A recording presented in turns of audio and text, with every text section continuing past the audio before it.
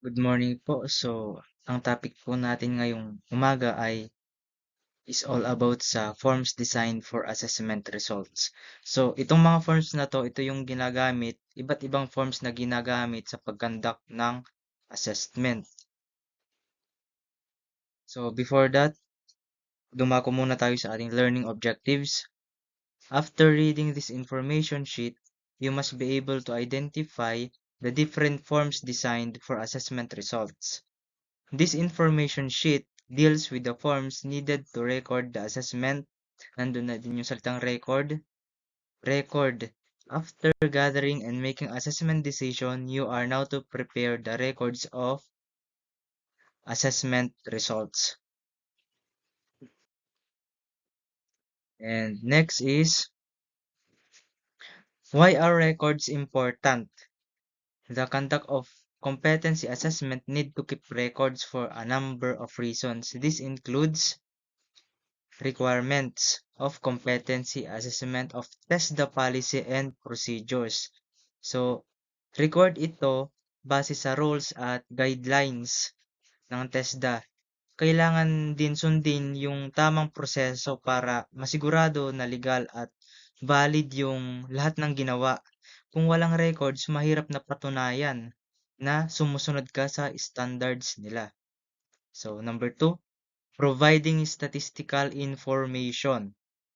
Para sa statistical information naman, yung mga naipon na data ay ginagamit para gumawa ng reports at statistics. Dito malalaman kung ilan na yung na-assess, ilan na yung pumasa at kung anong mga skills ang madalas kunin. Importante din ito para sa planning at improvement ng programs. Number 3, backup o Number 3, providing copies of outcomes for candidates in case of lost competency assessment results.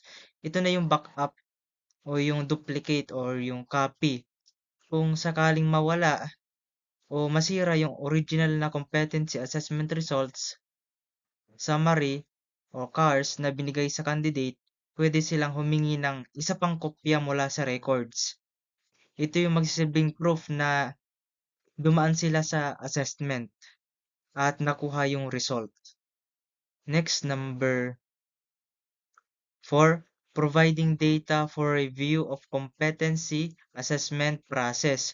So, ito naman yung mga records is pwede nilang balikan anytime para i-check o i-review kung tama at patas ba yung naging assessment process. Ginagamit din ito kapag may mga adjustments or improvements na kailangan gawin sa system. Next. Dito naman tayo sa iba't ibang klase ng forms. Forms for assessment result.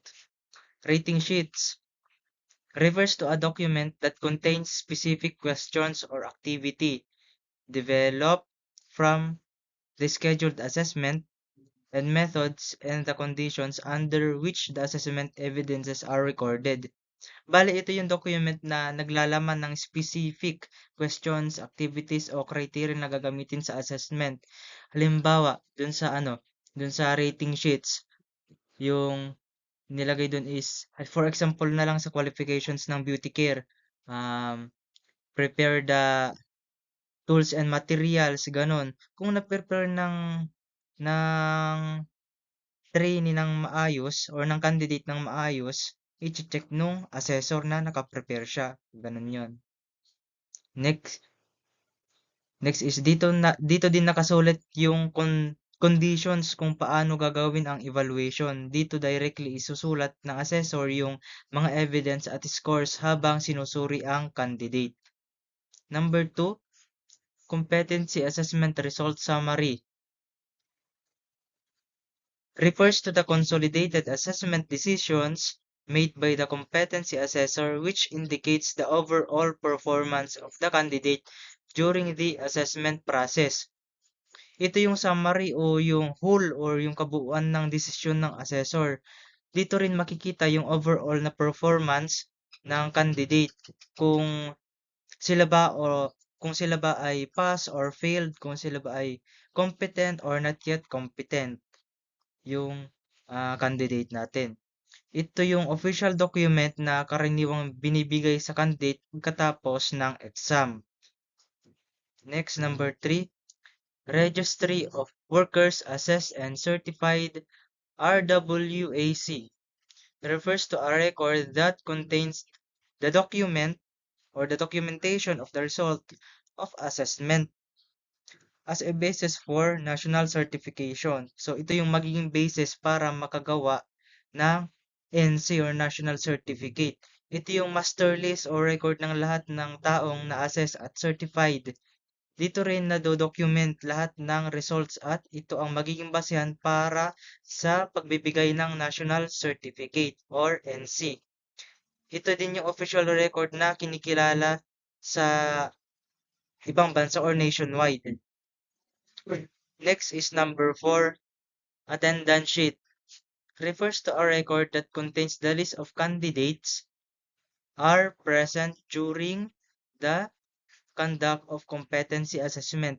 Dito, bago ka mag-conduct ng assessment, bago ka pumasok sa assessment area, magkakaroon muna ng attendance. Gaya nung ginawa namin na video presentations sa ano, kami yung kami yung na-assign or kami yung na-assign na maging assessor dun sa video presentation na yon. And meron din na mga candidate doon, dalawa. Ang ginawa namin bago kami nag-proceed sa assessment, nag-attendance muna kami. Pasunod-sunod yun dun sa script.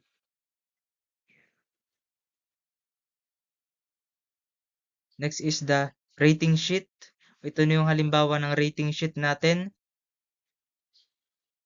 Dito, candidate's name, pangalan ng candidate, assessor's name, qualification, ano yung qualification na kinuha niya, unit of competency covered, ano yung mga competency niya, kinuha niyang competency, date and time of assessment, kailan gagawin o anong oras gagawin yung assessment.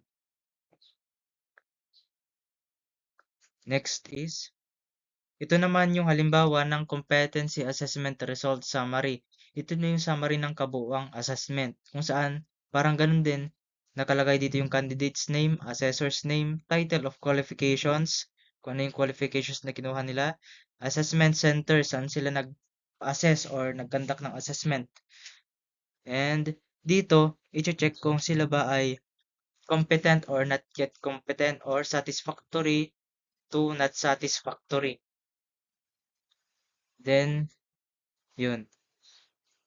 Next, attendance sheet, Technical Education and Skills Development Authority, National TVET, ito yung attendance.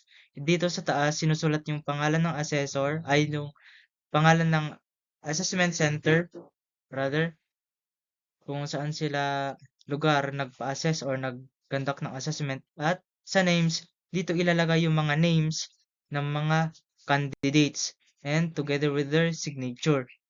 And assessor's name, ano yung pangalan ng assessors nila, and ACAC manager, kung sino yung manager nila. And next, registry of workers assessed.